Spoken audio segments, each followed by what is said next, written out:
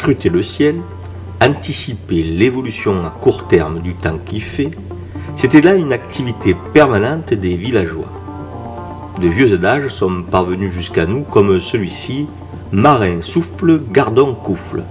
Il signifie que lorsque le vent du sud souffle, le marin, le gardon entre en crue, couffle signifiant plein. Aujourd'hui, le changement climatique est devenu légitimement une obsession, même s'il n'est pas impossible que nos projections soient tout à fait fausses. Mais deux précautions valent mieux qu'une, surtout lorsque le sort de l'humanité est en jeu.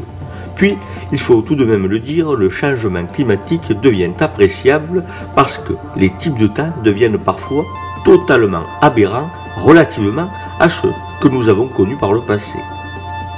Plongeons maintenant dans le village d'Aubé, où un scribe formidable a vécu en nous laissant une chronique des plus précieuses. Dans celle-ci, il note qu'il a neigé au mois de juillet et que le mois d'août a été particulièrement froid avec des gelées matinales. Voilà bien un type de temps que nul n'a connu, fût-il centenaire. La neige en Vaunage nimoise, au mois de juillet, est une impossibilité climatique pour nous et pourtant.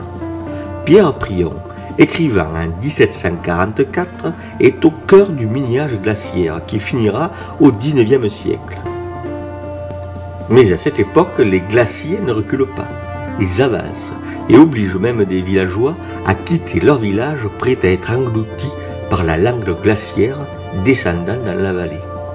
Au XVIIIe siècle, il n'est pas rare de voir le Rhône gelé sur toute sa largeur et traversé par des convois de charrettes à même la glace. Le XVIIIe siècle a été beaucoup plus froid que le XIXe, qui a été plus froid encore que le XXe, alors même que le XXIe accumule déjà des records. Des scientifiques ont récemment émis l'hypothèse, basée sur la modélisation de l'activité solaire, que de nouvelles taches solaires pourraient plonger à nouveau le monde dans une phase de refroidissement comme le fit jadis le minimum de Maunder. À ce compte, la hausse de la température moyenne du globe pourrait être bénéfique, mais parier sur cela serait tout de même très dangereux.